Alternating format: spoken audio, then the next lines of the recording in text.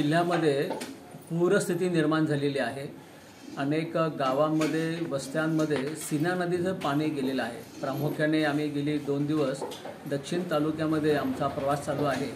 दक्षिण तालुक्यामध्ये अनेक वस्तींमध्ये गावांमध्ये पाणी शिरलेलं आहे, नदीला पूर आलेला आहे। तसंच नदीच्या पलीकडे मोहोळ तालुक्यातलं तरड गाव आहे, ते गाव तर पूर्ण पाण्यात आहे। अशी विदारक स्थिती सगळी पहिल्यांदाच अनेक वर्षांनी म्हणजे जो 40 वर्षांनी सोलापूर जिल्ह्यातल्या सीना नदीला पूर आल्यामुळे झालेले आहे।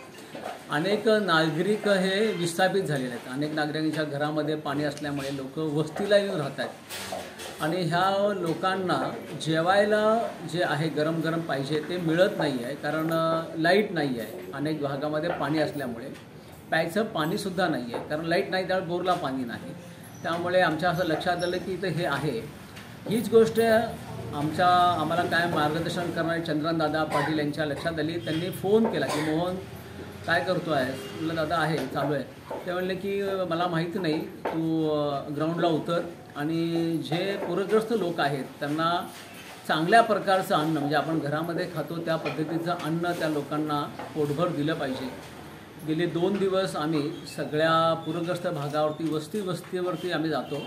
आमची आई प्रतिष्ठान सोलापूर नावाची संस्था आहे, त्या वतीने आम्ही पोळी भाजी भात, लहान मुलंसुद्धा आहेत बरेचसे, अशांना बिस्किट देण्याचं काम करतो। गेली 2 दिवस आम्ही आत्तापर्यंत 1400 लोकांना, रोज 700 लोकांना आम्ही जेवण देतो आणि सगळ्यांच्या आशीर्वादाने जेवणाची क्वालिटी मेंटेन करतो। त्यामुळे आम्हाला अनेकदा फोन येतात। आत्ताच आम्हाला एक फोन आला कोठ्यातनं की आम्हाला 100 फूड पॅकेटची आवश्यकता आहे, जे आत्तापर्यंत आम्ही 700 देतो आहे, तर आता आमची संख्या 800 झालेली आहे।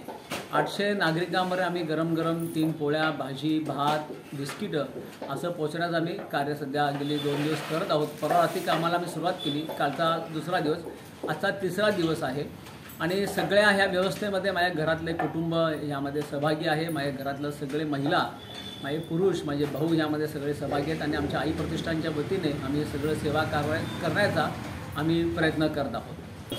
आमच्या ह्या सेवा कार्यामध्ये माझी मुलगी सृष्टी जी आहे ती माझ्यासोबत असते कायम सेवा कार्यामध्ये। तिला ह्या कामाची आवड आहे, तर अनेक महिलांनी तिथे फोन नंबर घेतलेले आहेत 2 दिवस आमचं काम सेवा करत असताना। तर काही महिलांनी तिला काल सांगितलं की ताई आमचा उपवास असतो नवरात्र, तर आम्हाला साबुदाणा खिचडी तुम्ही देऊ शकाल, उपवासाचं काय देऊ शकाल का? म्हणून आम्ही आजपासून साबुदाणा खिचडीसुद्धा ज्यांना उपवास आहे अशा साधारणतः 200 लोकांना आम्ही साबुदाणा खिचडीसुद्धा आम्ही देण्याची आता व्यवस्था करतो।